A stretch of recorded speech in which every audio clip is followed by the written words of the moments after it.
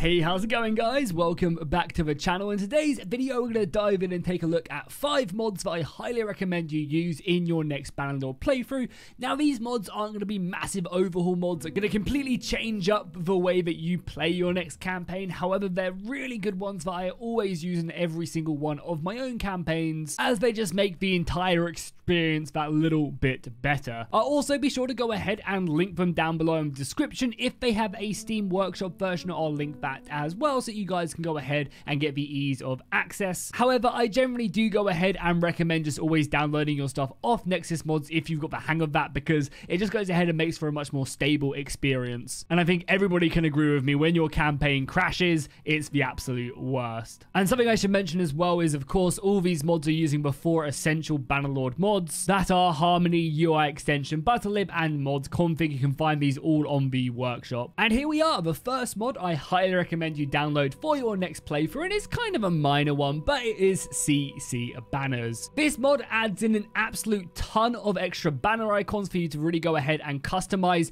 whatever you want. There's some really nice intricate designs in here. You can go ahead and just go for more weaponry, different types of mythical creatures. A 9-headed dragon hydra is very cool. You got more lions, lots more symbols. You have Japanese shogunate pictures, more hardcore details which you would not be able to do in the actual custom map maker, going all the way down into just even more intricate symbols. I mean, I think we even have some 40k and kind of fantasy stuff down here. You have a Targaryen-esque symbol. This is like a 3-headed dragon, and you can just continue to go down. You can see how many they are. You've got Necrons, you've got Space Marines, you've got Admech. So yeah, there's an absolute ton down here to go ahead and mess around with and basically create your very own custom banner. Not only that, they have also gone ahead and added in loads of colors as well for you to go ahead and customize your flag. So if you want to go ahead and really mess around with this, you can do so with going ahead and creating some really cool designs, and it's a mod I definitely recommend that you go ahead and pick up. So now that you've got a very cool banner, now is time to go ahead and give that over to the AI. So the next mod I highly recommend is the Caradium banner improvement for the POC color randomizer. Again, it'll be linked down below in the description if you want to check it out. Basically, what this mod does is it goes ahead and adds in a whole new set of heraldry for basically every single faction in the game, giving them a bit more life to them, giving them a little bit more love. And I really do like this addition, just kind of better than the bland colors of vanilla, where it is just basically one color for each faction. This goes ahead and gives a bit more love to each of them, still keeping that kind of sturdy design though. You know, the Battanians are still green, the Valandians are kind of very much more medieval in them reds and blacks.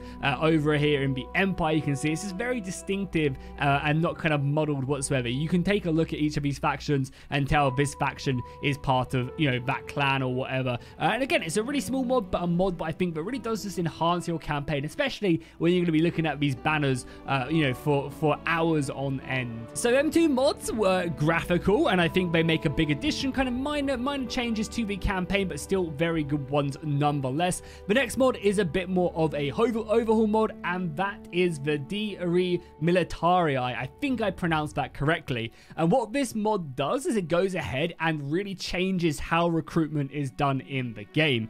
As you can see, these Valandian peasants, these tier 1 Valandian peasants, can now no longer go to the upper tiers of the roster. This means that a peasant is never going to aspire to being a fully armored plate-wearing knight in Valandia. It's just not in his cards. He was born a peasant, and he may fight his way through the ranks, but he will never achieve knighthood. So this means that the lower tier soldiers are always going to be relatively low tier, nothing too crazy. This also means that you can basically completely customize how recruitment is done. So these higher tier soldiers are going to be way more valuable, and recruiting them is going to be a bit more difficult, meaning if you can basically go ahead and obtain yourself a very high tier army, you can go ahead and really dominate the enemy, because again, this does go ahead and stick up for the AI as well. They're going to be under the same style of recruitment, and I really like this style of play. Again, you can see here with the Battanians, they can get to roughly around about tier 4, but they can't unlock their highest tier soldiers. Even, the Battanian Thanes are locked to a separate recruitment path. If we go over here for the Empire, again, you can see their way that their roster is set up. So this mod really goes ahead and relies on their more elite soldiers. Like, most people are going to be recruiting these peasants, and then if you want to go ahead and recruit the best soldiers, you're going to have to find these unitaries right here that start off at tier 4.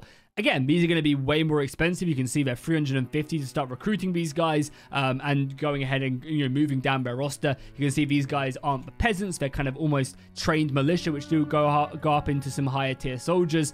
But I really like the way this is set up, and this mod I think really enhances the campaign, because not only do the AI recruit very differently, it also kind of allows the player to be a bit more specific about how they're recruiting. Are they just going to be going to castles and looking for the noble troop line and recruiting kind of this way to getting some more of the Imperial Califrax, or are they going to be stuck with just kind of low tier soldiers where they just need to kind of fill out their lines because they're in the midst of a war and they just need to recruit these low tier soldiers to get some cheap labor and soldiers to the front line. So that was a pretty large scale overhaul mod for the recruitment side of things. This is another one, but I just cannot play without, and this is the Bannerlord XP Tweak mod. Basically, it's pretty self-explanatory. It allows you to go ahead and adjust the experience gain factor for basically everything in the game. Do you want to go ahead and smith faster or slower? Do you want to go ahead and get more experience from trade deals? Do you want to go ahead and change up how much renown you're gaining or how much you level up? You can also go ahead and adjust party sizes and character development.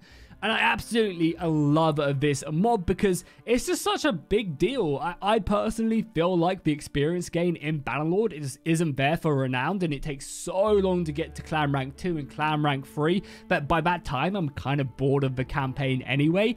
Well, with this mod, you can adjust it with however you want. For example, I normally play on 200% Renown gain, and it's an absolute blast to play. I'm still not like immediately getting to them higher tier ranks, but it's a sensible kind of level to get there. I'm basically getting there, obviously, as you can see, 100% faster than I would be normally, and it's just really nice. Again, if you kind of like to smith as well, you can turn that all the way up. I mean, I don't recommend it because it's OP, but still cool nonetheless. And yeah, you can even change that for your player. You can change it for your clan. You can also do it for everybody, so the AI levels up faster if you want to, with XP, and that's obviously with units and stuff. So you want people either leveling their armies up faster, you can completely adjust that.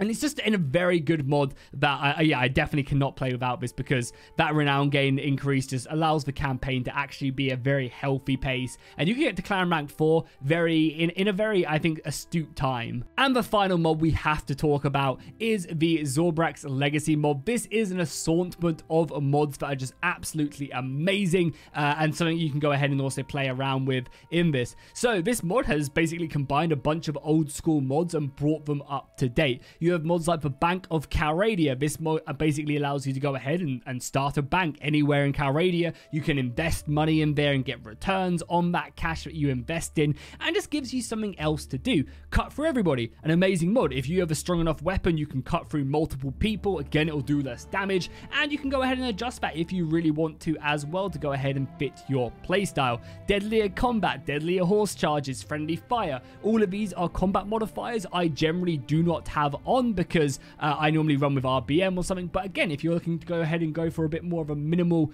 playstyle, this is something you can do. Honest work is great. This mod allows you just to go work in villages, gain relations, and earn a little bit of cash. It's nothing crazy, but still good nonetheless. Scholars of Caradium is a great one. When you're getting a bit rich, you can go ahead and basically pay to be tutored. However, you have to go ahead and go out and find the skills to go ahead and acquire that. So for example, if I go to a town, I actually believe I do have it on right now. If I go to a town, I can go to the scholar and then pay 1,000 gold to gain a little bit of skill in my two-handed. I will pay for it. Time will then pass, and then as you can see, I gained 11 points in two-handed. So it's nice for skills that you're necessarily not focusing on leveling up, and you can just pay a little bit of money to go ahead and increase that. Not only that, it also comes with a shoulder cam as well, so it changes the position of the camera, and I actually really love this one. This is probably my favorite kind of one out of all of these mods. You'll be able to see that it completely changes up where you're looking on the battlefield, and this is something you can just turn off. If you don't like it, just turn it off and keep some of the other ones on,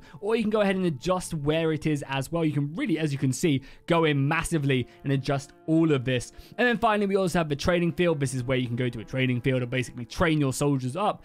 You'll go ahead and get experience. However, that will come at a cost of having to pay money. So again, a nice little money sink right there. And that is the Zorbrax Legacy mod. This is the 5th and final mod in my suggestions. Again, I love mixing this with XP tweaks, and then you just have a really, really good time. And I know this was going to be a top 5 mods I recommend playing, but I can't go ahead and not recommend this beautiful mod. This is Bahamut's, I hope that I pronounced that right, Armory, and he basically has added in a ton of extremely beautiful plate armors. If you're planning to go ahead and do a Battanium playthrough, if you're planning on doing a Valandian playthrough, this is definitely a cool set of mods to definitely use. A whole range of different helmets, which look absolutely beautiful. Very, very cool. Some Eastern ones and also Western. You got some armor tops right there. And again, these actual central armor pieces are really good. And they even have this tabard as well. I think this is one of the best sets of tabards I've actually ever seen on an armor piece as well. They just look really good. And you even have some very, very cool kind of plate cover heads as well as where's the Crusader helmets, right? Is it this one? Yeah, they've got ones like this. I mean, obviously the big old kind of knightly helm as well. I think it looks great. You go ahead and mix that with some kind of big old two-handed weapons and stuff, or a big old axe, and you're going to look like an absolute beast as you're roaming the battlefield.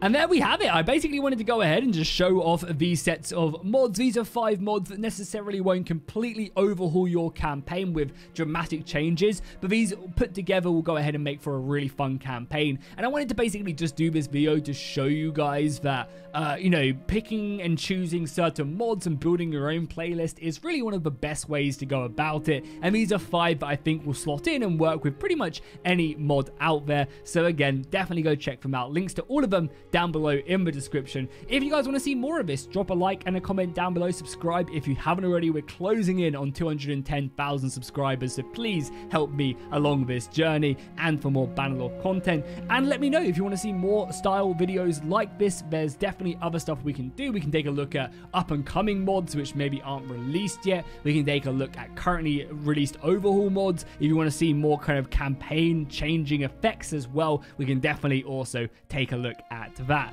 So let me know down below, and I'll see you guys in the next one.